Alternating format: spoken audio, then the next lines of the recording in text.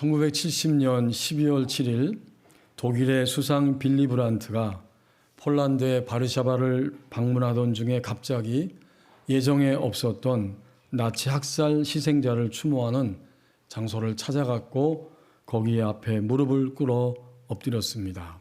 그날은 찬비가 조금씩 내리고 있었고 이 빌리 브란트가 추모비 앞에 엎드려서서 나치의 만행을 참여하며 용서를 빌었습니다. 사실은 개인적으로 빌리 브란트는 참여할 이유가 없는 사람이었습니다. 왜냐하면 그는 오히려 나치와 함께 치열하게 싸우면서 고난의 길을 걸었던 사람이었기 때문입니다. 하지만 그는 자기가 독일의 그 수상이 되었기 때문에 자기 민족의 죄가 자신의 죄임을 절감하면서 그날 바로 그런 행동을 하게 되었던 것입니다. 빌리 브란트의 이 행동은 독일 사람들을 놀라게 했고 폴란드 사람들을 더욱 놀라게 했고 그 뉴스를 바라보는 유럽 사람들에게 커다란 반향을 일으켰습니다. 깊은 기독교의 신앙, 온전한 기독교의 신앙은 자신의 죄악뿐만 아니라 자기가 속한 국가의 죄악까지도 깊이 느끼게 만듭니다. 이러한 사실을 바라보면서 장로회 신학대학교의 전 총장이었던 김명륜 교수님은 이렇게 질문합니다. 독일과 일본의 차이점은 무엇일까?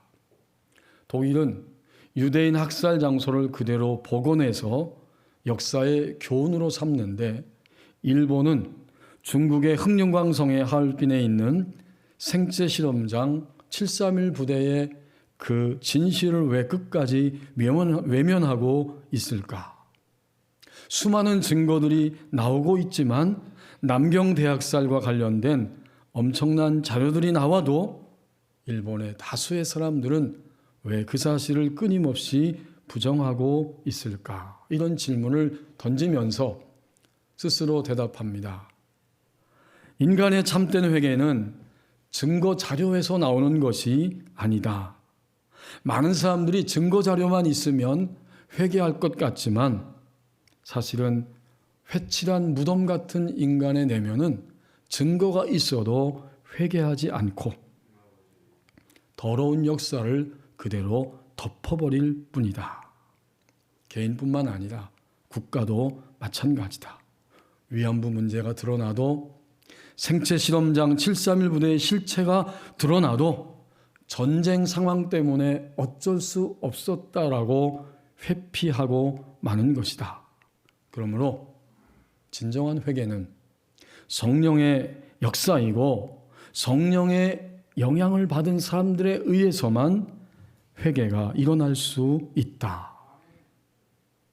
그런데 이들의 회개는 매우 중요합니다. 왜냐하면 이들의 회개를 통해서 회개와 용서와 화해의 역사로 계속해서 확장되어 나갈 수 있기 때문이다. 결국 독일과 일본의 차이점이 무엇인가 물으면서 이러한 답을 던지고 있습니다. 한때 독일은 타락의 길을 걸었었지만 그 이후에는 타락의 길을 벗어났고 여전히 역사 속에 존재하는 일본은 타락의 길을 걷고 있는 것입니다. 하나님이 우리에게 주신 오늘 본문 1절 말씀을 보십시오. 한 시기, 한 때를 말하고 있습니다. 유다의 요시야 왕의 아들 여호야김의 때라고 특정 시기를 지목하고 있습니다. 그리고 바로 그 시기에 여호와께로부터 말씀이 예레미야에게 임하였다.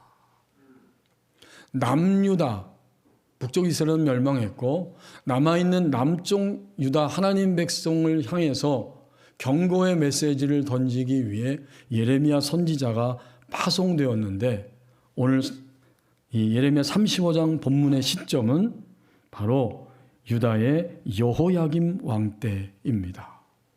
이 시기는 타락함이 많이 나타나는 시기였습니다.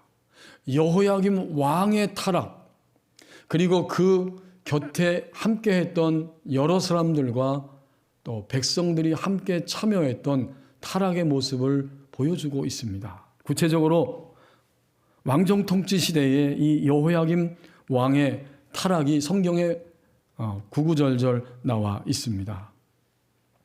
먼저 애굽의 조공을 바치기 위해서 사람들에게 가혹한 세금을 징수합니다. 열왕기하 23장 35절 말씀. 두 번째는 부정과 불의를 행하면서 자기가 사는 왕궁은 화려하게 지음으로 인해서 찌들려 있는 백성들의 원성의 소리를 들을 수밖에 없게 됩니다. 예레미야 22장 13절에서 16절 말씀. 세 번째는 예루살렘이 멸망할 거라고 예언하는 선지자 우리아를 죽여버림으로 인해서 하나님의 진노를 자처하게 됩니다. 예레미야 26장 20절에서 23절 말씀. 하나만 더 살펴보면 이 여호야김 왕은 하나님이 그와 그 시대 백성들을 깨우치기 위해서 두루마리의 말씀을 기록해서 그에게 전달되게 하였는데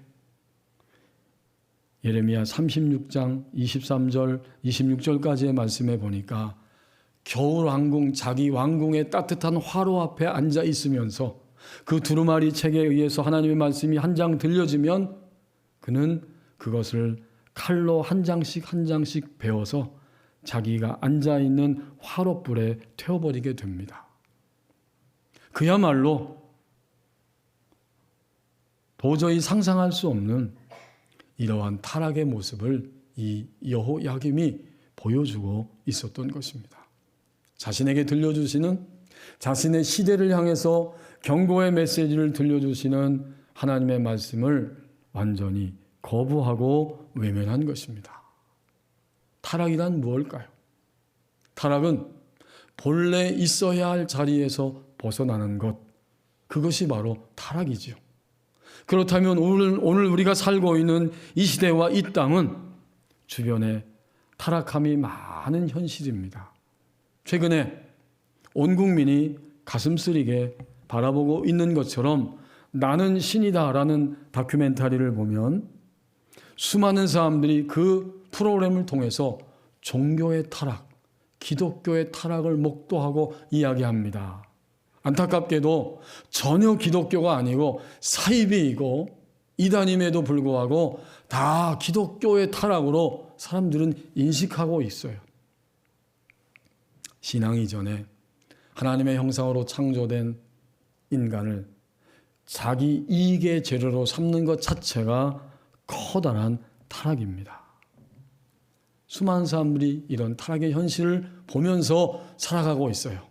만약 누군가가 정상적이라고 하면 타락을 바라볼 때에 그의 마음에는 고통과 괴로움이 있게 됩니다. 이게 정상이죠. 그런 거로 오늘 1절 말씀에서 하나님의 경고의 메시지를 들고 여호야김 때에 그를 향해서 발걸음을 옮기면서 나가고 있는 예레미야 선지자의 마음도 처절한 괴로움과 고통으로 가득 차 있습니다.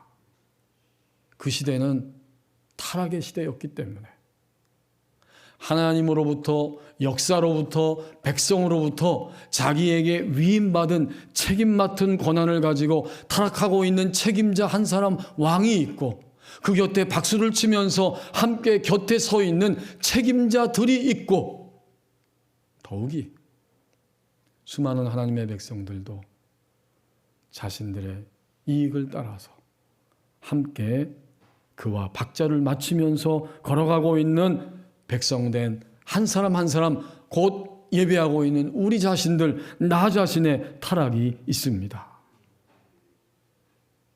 다시 한번 분명히 확인합니다. 타락은 무엇인가? 하나님이 주신 본래의 모습, 본래 있어야 할 자리에서 벗어나는 것이 바로 타락입니다.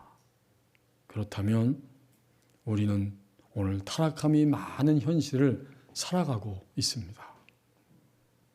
이렇게 유다 여호야김 왕 때에 하나님의 백성들이 타락의 시대와 현실을 걸어가고 있을 때에 하나님은 그들을 위해서 레갑 가문의 사람들, 레갑 족속을 동원해서 하나의 예시를 통해서 그들을 깨우쳐 주기를 원하셨습니다. 그것이 오늘 2절부터 이제 11절까지 읽었는데, 먼저 2절에서 6절까지의 말씀에 보면 레갑 사람들이 사는 생활을 보여주기 위해서 예레미야에게 명령을 내리시잖아요. 2절에 레갑 사람들의 집에 가라. 그리고 그들을 설득해서 여호와의 성전이 있는 집 한 방으로 데려다가 그들 앞에 포도주가 가득 찬 종지 그릇을 놓고 잔에 따라서 포도주를 마시라고 그들에게 권해 보라, 권면하라 라고 이야기하십니다. 예레미야는 하나님의 예언의 말씀을 따라 행동으로 옮겼습니다. 그리고는 레갑 사람들을 데려다가 그 방으로 들인 다음에 그들에게 포도주를 마시라 이렇게 권면하고 있습니다. 하지만 6절 말씀, 그 예레미야의 말을 들은 레갑 사람들의 대답이 6절에 나옵니다. 그들이 이르되 우리는 포도주를 마시지 아니하겠노라. 레갑의 아들 우리 선조 요나답이 우리에게 명령하여 이르기를 너희와 너희 자손은 영원히 포도주를 마시지 말며 포도주를 마시지 말라. 그렇게 말했다는 거예요.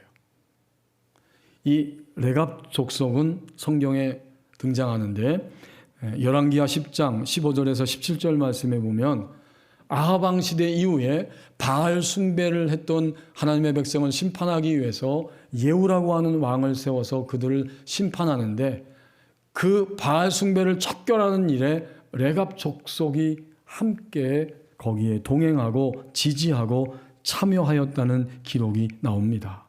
바로 그가 레갑의 아들 요나답이었습니다. 혹은 여호나답, 동명이인입니다. 동명 같은 사람입니다. 요나답, 여호나답. 바로 그들의 후손되는 유목민들이 오늘 이 예레미야 35장에 등장하고 있는 레갑 사람들이었어요.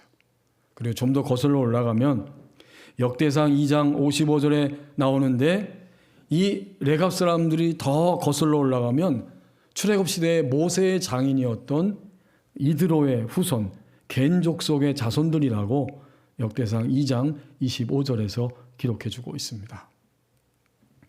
뭐 이런 복잡한 이야기는 우리가 넘어가도 괜찮은데, 중요한 것은 이 레갑 사람들이 선조 요나답이 명령한 대로 포도주를 마시라고 권면하고 있지만 우리는 포도주를 마시지 않겠다. 왜냐하면 우리 선조 요나답이 우리에게 포도주를 마시지 말라고 명령했기 때문이다.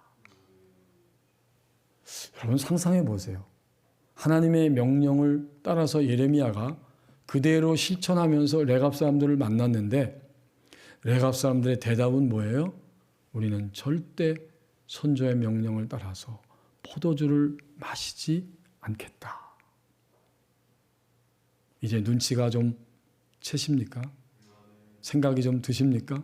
하나님 왜 이렇게 하셨을까요? 레갑 족속의 가문의 사람들은 선조의 명령이라고 하면서 그 명령을 철저히 지키고 있는데, 여호야김 왕 시대에 하나님의 백성들은 하나님의 말씀을 알아듣지도 못하고 불순종하는 인생으로 전락했다고 하는 사실을 이렇게 생생하게 보여주고 있습니다. 이것은 미성숙함의 문제입니다. 알아듣지 못하고 이해하지 못하고 믿지 못하는 것, 이게 다 미성숙함의 모습이에요. 사람이 왜 타락하는가? 그리스도인들이 왜 타락하는가? 하나님의 사랑을 알아듣지 못하고 믿지 못하는 미성숙함에서 타락이 따라옵니다. 일부러 타락하는 인간은 거의 없을 거예요. 일부러 타락하기 이전에 이미 하나님의 사랑의 음성을 알아듣지 못하고 깨닫지 못하고 믿지 못함으로 그리스도인들도 똑같이 타락할 수 있게 됩니다. 하나님이 얼마나 애쓰셨는지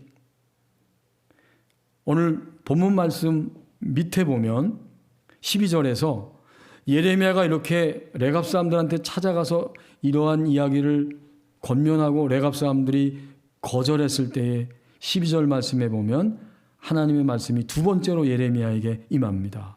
12절에 그때에 여호와의 말씀이 예레미야에게 임하여 이르시되 만군의 여호와 이스라엘 하나님께서 이와 같이 말씀하시니라. 너는 가서 유다 사람들과 예루살렘 주민에게 이르기를 너희가 내 말을 들으며 교훈을 받지 아니하겠느냐. 여호와의 말씀이니라. 그리고 14절에 보면 레갑의 아들 요나답이 그의 자손에게 포도주를 마시지 말라 한 그 명령은 실행되도다. 그들은 그 선조의 명령을 순종하여 오늘까지 마시지 아니하거늘 내가 너희에게 말하고 끊임없이 말하여도 너희는 내게 순종하지 아니하도다. 여기 14절에 하나님이 이렇게 말씀하고 있잖아요. 내가 너희에게 말했다. 끊임없이 말했다. 그럼에도 불구하고 내게 순종하지 아니하도다. 말하고 끊임없이 말했지만 하나님의 말씀을 알아듣지 못하고 믿지 못하고 따라가지 않고 있는 이스라엘 백성들의 모습을 이렇게 생생하게 보여주고 있습니다. 그리고 또 말씀합니다. 15절에 보면 내가 내 종 선지자를 너희에게 보내고 끊임없이 보냈다는 거예요. 그러나 너희 선조에게 준 이 땅에 살리라 하여도 너희가 귀를 기울이지 아니하며 내게 순종하지도 아니하였느니라. 하나님이 안타깝게 말씀하십니다. 레갑 후손들 사람들과 이스라엘 백성들을 대조적으로 뚜렷하게 16절에서 이렇게 표현하고 있어요. 레갑의 아들 요나답의 자손은 그의 선조가 그들에게 명령한 그 명령을 지켜 행하나 이 백성은 내게 순종하지 아니하도다. 여러 번 반복적으로 선지자를 보내면서 말씀했지만 하나님의 백성들은 알아듣지 못하고 또 깨닫지도 못할 뿐만 아니라 듣지도 않고 하나님이 부르셔도 대답도 하지 아니하였다고 말씀합니다. 그게 17절 끝부분에 나와요. 이는 내가 그들에게 말하여도 듣지 아니하며 불러도 대답하지 아니함이니라 하셨다 하라. 이 모든 것들은 다 무엇입니까? 미성숙함입니다. 우리의 사랑하는 아들, 딸들이 초등학교부터 시작해서 단계적으로 시간이 흘러가면 중학교, 고등학교, 대학교 그 이후에 공부를 하면서 점점 성숙을 향해 가고 있죠. 근데 하나님의 백성들은 그렇게 끊임없이 하나님이 말씀하시지만 수없이 선지자를 보내셨지만 그들은 그 단계를 밟아서 올라가고 올라가지 않고 있었다. 이것이 그들의 실상이다. 이것을 다 묶어서 한마디로 표현하면 바로 미성숙함입니다. 오늘 예배하는 자리에서 우리는 가슴에 손을 얹고 우리 자신을 한번 돌아보기를 원합니다. 도대체 오늘 나는 무엇이 문제인가? 하나님의 인도하심이 없었는가? 하나님의 지시와 명령과 가르침이 멈춰졌는가? 아니지요. 하나님의 인도하심은 지금도 지속되고 있고 하나님의 명령과 가르침과 깨달음은 지금도 수없이 그리고 앞으로도 영원토록 우리에게 들려지고 들려질 것입니다. 각자가 자신에게 주신 하나님의 인도하심과 명령과 가르침과 깨달음이 이미 여러 번 있었지만 차고도 넘쳤지만 다만 우리가 알아듣지 못했고 또 찔리기도 하지만 그것을 나에게 주신 말씀으로 받아들이지 아니하였고 더 나아가서 하나님의 말씀이 피곤하고 귀찮고 도저히 가능성이 없어 보이기 때문에 우리는 나의 생각에 떨어져서 그것을 거부한 나의 행동이 있었을 뿐입니다. 이게 다 뭘까요? 이것은 한마디로 표현하면 미성숙함입니다. 이러한 미성숙함이 바로 우리의 타락을 불러옵니다. 이제 연결이 되죠. 왜 타락했는가? 왜 본래 있어야 할 자리에서 벗어나서 살고 있는가? 하나님의 말씀을 이해하고 믿고 알아듣고 응답하는 이러한 성숙함의 모습이 없었기 때문에 오늘의 현실이 바로 이 타락의 길을 걸어가고 있습니다. 그리고 그 타락의 현실 속에 나 자신이 종종 떨어집니다. 김범준이라고 하는 커뮤니케이션 전문가가 있습니다. 현대, 삼성, SK 이런 데 강연을 많이 다니고 있는 분입니다. 또 법인 영업 분야에서 전문가로 일도 하고 있습니다. 그분이 쓴 책 중에 50의 품격은 말투로 완성된다 이런 책이 있습니다. 그는 그 책을 왜 쓰게 되었는가? 바로 자기 자신 때문에 쓰게 되었다고 고백하고 있어요. 언젠가 가까운 사람 한 분이 자기에게 말투를 이렇게 지적하고 깨닫게 했다는 거예요. 살다 보면 아는 척 아예 안 할 수는 없겠지만 그게 말투로 굳어지면 듣는 사람을 불편하게 만들 수도 있다는 것 정도는 당신이 좀 알았으면 좋겠어. 이 말을 듣고 굉장히 부끄러워졌다고 고백합니다.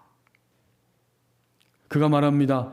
아무거나 챌린지는 권장사항이지만 아무거나 말투는 기피 대상이라는 걸 저는 그동안 몰랐습니다. 적어도 50이 될 때까지. 저는 고백합니다. 언젠가부터 대략 50살이 되었는데 제 의견에 맞서는 사람이 하나도 없다는 것을 알게 되었습니다. 마음이 편해졌을까요? 아닙니다.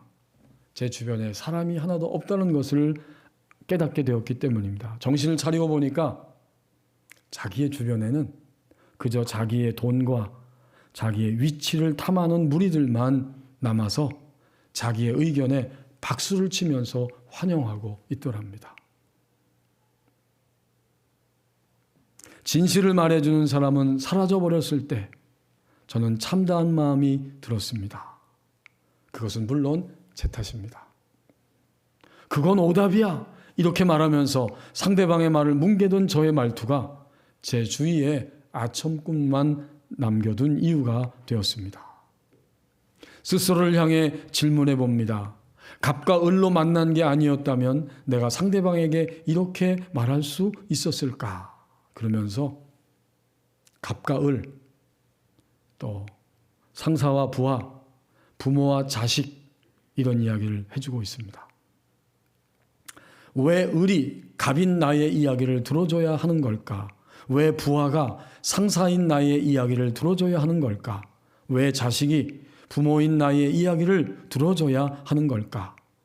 을, 부하 그리고 자식은 과연 나의 이야기를 듣고 고개를 끄덕일까? 아니면 비웃을까? 아니면 밤마다 나의 대화를 떠올리며 이불킥을 하고 있는 건 아닐까? 이불킥이 무슨 소린가 저는 읽으면서 금방 알 수 있었어요. 상대방이 하는 말을 듣고 밤에 너무 화가 나고 잠이 오지 않아서 격분하면서 발로 이불을 걷어찼다는 거잖아요. 그러고 있지 않을까 다른 사람들이 나에 대해서. 여기까지 스스로에게 질문해 보면서 저의 말투를 평가해 보니 부끄럽기 이를 데가 없었습니다. 50대가 된 저의 말과 행동이 사람들에게 행복을 아니면 최소한의 불편해하지는 않게 만들어야 한다는 사실을 저는 몰랐던 것입니다. 무슨 이야기를 하고 있는 것입니까? 자신의 미성숙함을 50대가 되어서야 처절하게 발견할 수 있었다는 고백입니다.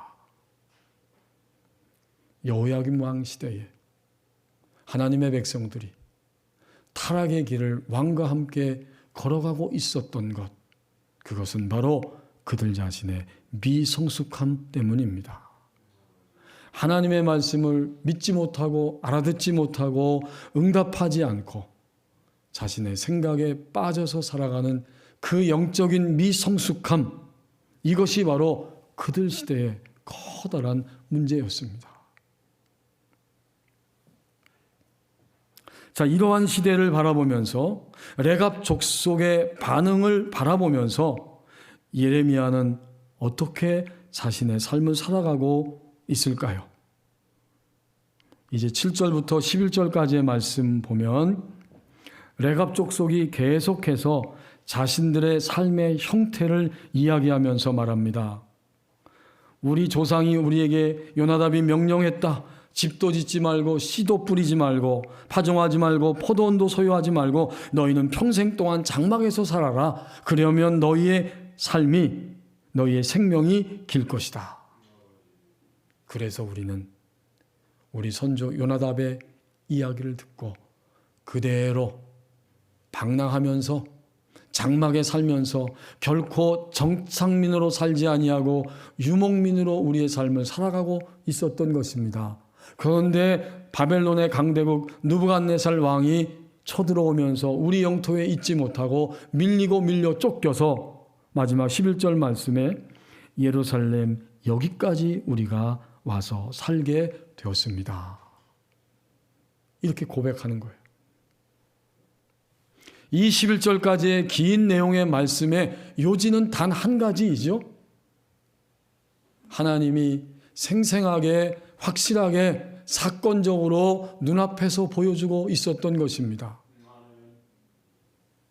레갑 가문 사람들은 조상의 말을 마땅히 순종하며 살아왔는데 나의 백성 너희들은 나의 말을 마땅히 순종해야 하지만 순종하지 않고 지금까지도 살아가고 있노라. 이 한마디를 하나님이 총체적으로 예레미야에게 그리고 예레미야를 사용하셔서 여호야김 왕에게 그 시대 백성에게 던져주고 있었던 것입니다. 왜 하나님이 예레미야를 이렇게까지 불러서 레갑 가문 사람들을 사용하시면서까지 그들에게 말씀하셨을까? 여기에 하나님의 마음이 있지 않겠어요? 하나님이 이렇게 하시는 진정한 마음은 도대체 무엇이었을까? 저는 이 말씀을 준비하면서 던지고 있을 때 제 마음에 하나님이 이러한 깨달음을 주셨습니다. 지금도 결코 늦지 않았으니 너의 삶의 모든 것에서 나와 소통하며 살자. 이것이 하나님의 마음이었어요. 이 하나님의 마음을 저에게 우리 모두에게 법원립교회 우리 성도님들께 이 땅의 모든 하나님의 백성들에게 알려주고 싶으셔서 하나님은 예레미야 35장을 말씀하셨고 레갑 족속의 이야기를 들려주시면서 지금도 늦지 않았으니까 지금도 타락함이 많은 현실과 미성숙함 때문에 고난과 쓰라림 속에서 전전긍긍하며 살아가고 있지만 지금도 늦지 않았다. 이제부터 너의 생활의 모든 면에서 나와 소통하며 살자.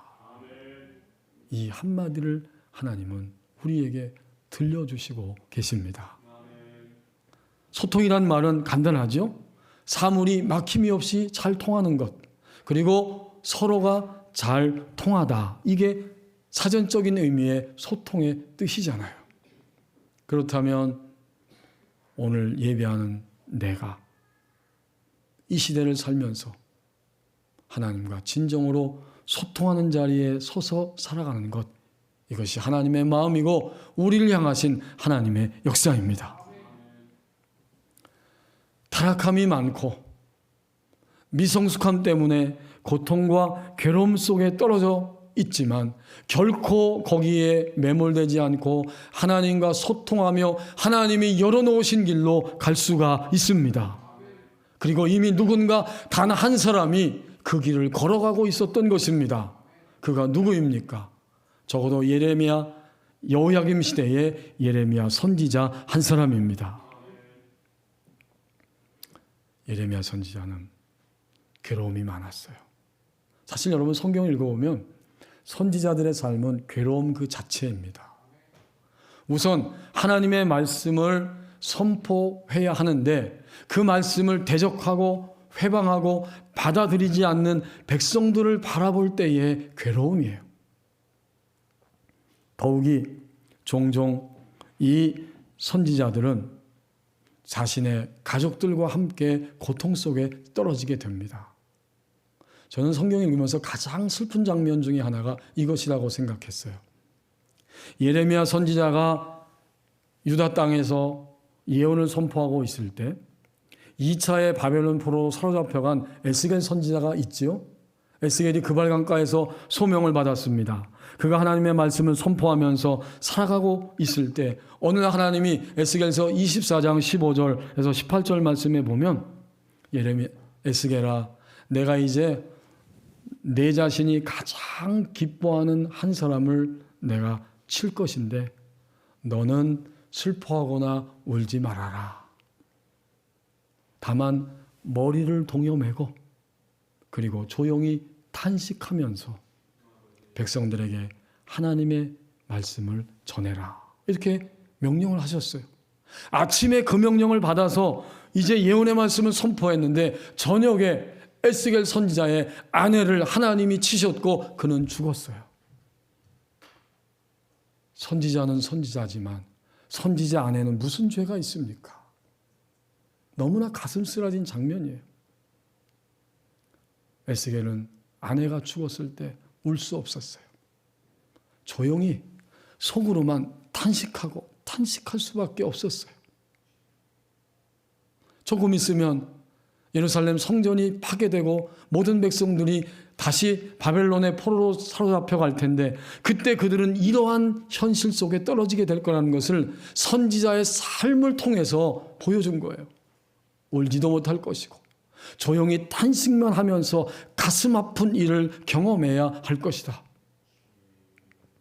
선지자의 괴로움입니다. 에스겔 경우에는 어떨까요?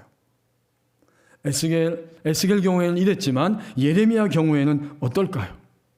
예레미야 선지자는 예레미야 16장 1절 2절 말씀에서 가르쳐주고 있는 것처럼 하나님이 이 재난의 시대가 다가오기 때문에 예레미야에게 예레미야야 너는 아내를 두지 말라.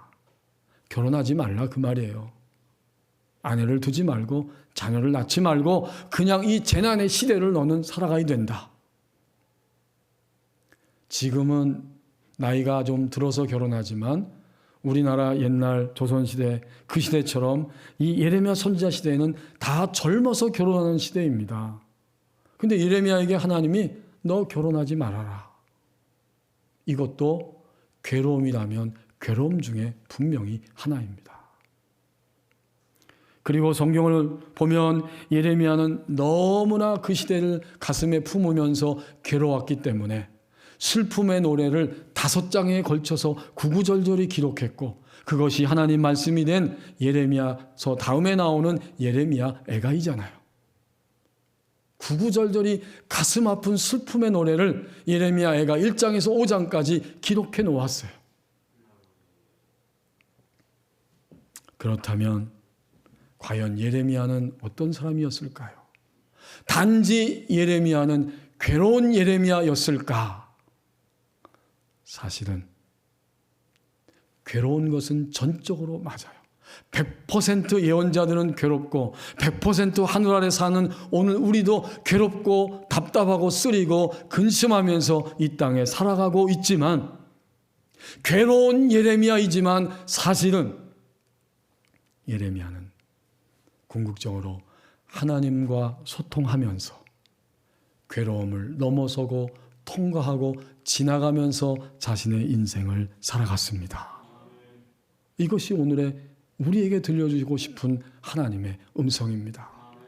단지 괴로운 예레미야, 사실은 하나님과 소통하면서 괴로움을 넘어서고 감당하고 이기며 지나갔습니다. 우리는 누구입니까? 우리의 고난, 우리의 아픔을 다 짊어지신 예수님의 십자가를 묵상하는 이 사순절에 우리는 누구입니까? 우리는 바로 오늘의 예레미야입니다. 기도하겠습니다. 우리 함께 조용히 합심해서 기도합니다.